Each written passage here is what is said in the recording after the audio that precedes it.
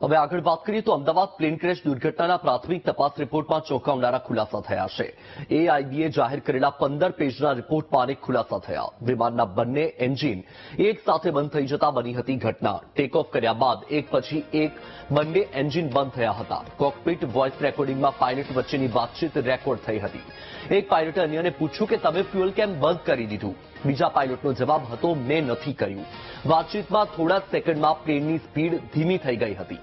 એઆઈબી અને ડીજીસીએ હવે final report તૈયાર કરશે. પાયલટ ટ્રેનિંગ, એસઓપીએસ તેમજ ક્રૂ કોઓર્ડિનેશન સહિતના ક્ષેત્રોમાં તપાસ કરવામાં આવશે. તો ઘટનાને આજે 1 મહિનો થયો છે અને રિપોર્ટ જાહેર કરવામાં આવ્યો છે. રિપોર્ટમાં ચોંકાવનારા ખુલાસા થયા છે કે બંને એન્જિન બંધ થઈ ગયા હતા. પાયલોટની જે વાતચીત છે એ રેકોર્ડ થઈ હતી અને એ વાતચીત રિપોર્ટમાં જાહેરાત કરવામાં આવી છે. જાહેર કરાઈ છે કે જે વાતચીત પાયલોટની વચ્ચે થઈ હતી. વધુ માહિતી મેળવીશું. સંવાદદાતા શુભમ આપણી સાથે લાઈવ જોડાયા છે. શુભમ, પ્લેન દુર્ઘટના આજે 1 મહિનો થયો. રિપોર્ટ જાહેર કરવામાં આવ્યો છે. એ રિપોર્ટમાં કઈ કઈ વાતનો ઉલ્લેખ કરાયો છે, શું માહિતી?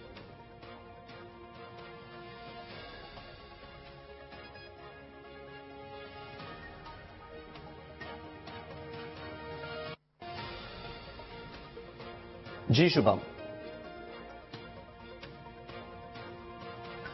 તો ટેકનિકલ ખામી સર્જાઈ છે, સંપર્ક કપાઈ ગયો છે. અમારી ટીમ ફરીથી પ્રયત્ન કરશે. 12 જૂન કે જે અમદાવાદ માટે કાળો દિવસ સાબિત થયો હતો, આ દિવસે પ્લેન દુર્ઘટના સર્જાઈ હતી. લંડન જવા માટે ઉડાન ભરેલી ફ્લાઇટ કે ગણતરીની સેકન્ડોમાં જ ક્રેશ થઈ ગઈ હતી અને હવે એ જે દુર્ઘટના સર્જાઈ હતી તેને લઈને તેનો રિપોર્ટ જાહેર કરવામાં આવ્યો છે અને રિપોર્ટમાં કેટલાક મહત્વપૂર્ણ ખુલાસા થયા છે. આપણે જણાવી દઈએ કે 15 પેજનો રિપોર્ટ જાહેર કરવામાં આવ્યો છે, જેમાં બંને એન્જિન એક સાથે બંધ થઈ જતા ઘટના બની હોવાનો ખુલાસો થયો છે. વધુ માહિતી મેળવીએ સંવાદદાતા શુભમ આપણી સાથે જોડાઈ ચૂક્યા છે. શુભમ, દુર્ઘટનાને 1 મહિનો થઈ ગયો છે. રિપોર્ટ જાહેર કરવામાં આવ્યો છે 15 પેજનો. કઈ કઈ બાબતોનો ઉલ્લેખ કરવામાં આવ્યો છે, શું માહિતી?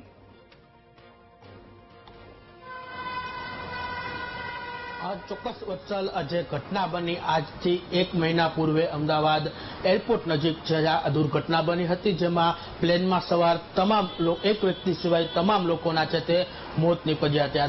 આ દુઃખદ ઘટનાનો આજે 1 મહિનો છે તે પૂર્ણ થયો છે અને આ સાથે સાથે જે એરક્રાફ્ટ એક્સિડન્ટ ઇન્વેસ્ટિગેશન બ્યુરો છે તેમનો પ્રથમ રિપોર્ટ છે તે પ્રાથમિક રિપોર્ટ છે તે હાલ સામે આવ્યો છે. 15 પાનાના આ પ્રાથમિક રિપોર્ટમાં શેના કારણે અને કઈ રીતના એક્સિડન્ટ થયું તેની પ્રાથમિક વિગતો સામે આવી છે. સાથે સાથે જે કોકપિટમાં બેઠેલા બંને જે પાયલોટો હતા તેમની વાતચીત પણ છે તે સામે આવી છે. મહત્વનું છે કે આ પ્લેન અમદાવાદ એરપોર્ટ ઉપરથી ટેક ઓફ કરે છે અને 35 સેકન્ડ સુધી છે તે આ પ્લેન હવામાં રહે છે અને ત્યારબાદ છે તે પ્લેનની દુર્ઘટના સર્જાય છે.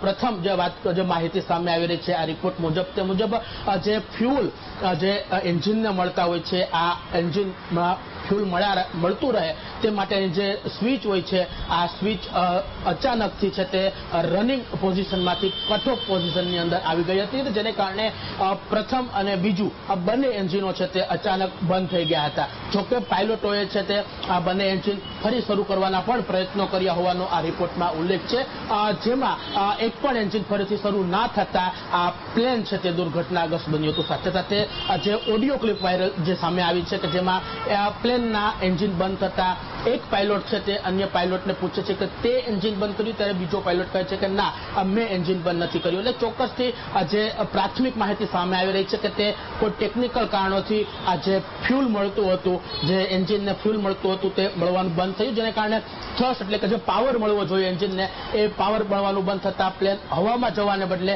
નીચે પછડાય છે અને અકસ્માત સર્જાય છે. સાથે સાથે જે પ્રાથમિક વિગતો સામે આવી છે કે ફ્યુલની જે મળવાનું બંધ થાય છે તો ફ્યુલમાં કોઈ જે ક્ષતિ હતી, પરંતુ ફ્યુલનો રિપોર્ટ પણ ટેસ્ટ કરવામાં આવ્યો, તેમાં પણ કોઈ ક્ષતિ ના હોવાનું સામે આવ્યું છે. સાથે સાથે હવામાન બર્ડ હીટ સહિતની તપાસ પણ કરવામાં આવી છે. પ્રાથમિક રિપોર્ટમાં આવી પણ કોઈ ઘટના છે તે ના બની હોવાનું હાલ પ્રાથમિક વિગતોમાં સામે આવ્યું. જોકે જે આ પ્રાથમિક રિપોર્ટ આવ્યો છે તે 1 મહિનાની અંદર આવી ચૂક્યો છે અને હજુ જે વિગતવાર રિપોર્ટ છે તે આવતા 3 મહિના જેટલો સમય લાગશે અને તે દિશામાં પણ હાલ કામગીરી ચાલી રહી છે. મહત્વની વાત અહીં એ છે કે કયા કારણોથી જે ફ્યુઅલ સ્વિચ છે તે રનિંગ પોઝિશનની જગ્યાએથી કટ ઓફ પોઝિશનમાં આવી, કારણ કે એક્સપર્ટોનું પણ કહેવું છે કે આ સ્વિચ છે તેને જેમ તેમ કે કોઈ પણ એક્સિડન્ટલી પણ છે તે ટચ ના થાય અને એક્સિડન્ટલી પણ તે બંધ ના થઈ જાય તેવી આ સ્વિચ હોય છે. પરંતુ આ ક્યાંક સંજોગો વસાત આ સ્વિચ બંધ થાય તે હવે છે તે કહી શકાય કે ફાઇનલ રિપોર્ટ સામે આવે ત્યારબાદ જ સામે આવશે. પરંતુ હાલ જે પ્રાથમિક વિગતો સામે આવી છે તે મુજબ જે કહી શકાય કે ક્ષતિ સર્જાઈ છે અને એન્જિનો બંધ થતા આ જે કહી શકાય કે થ્રસ્ટ પાવર એન્જિનોને ના મળ્યા અને તેને કારણે આ સમગ્ર અકસ્માત સર્જાયો હોવાની હાલ પ્રાથમિક જે રિપોર્ટ છે તે હાલ સામે આવ્યો છે. 15 પાનાના આ પ્રાથમિક રિપોર્ટની અંદર પાયલોટ સાથેની વાતચીત હોય, ફ્યુઅલનું ટેસ્ટિંગની વાત હોય કે એન્જિન શાના કારણે બંધ થયા તે તમામ દિશાની તપાસો પણ છે તે રિપોર્ટ છે તે આ રિપોર્ટની અંદર છે તે માહિતી છે તે હાલ આપવામાં આવી છે. બિલકુલ શુભમ, આપ માહિતી સાથે જોડાયા, આપનો ખૂબ ખૂબ આભાર.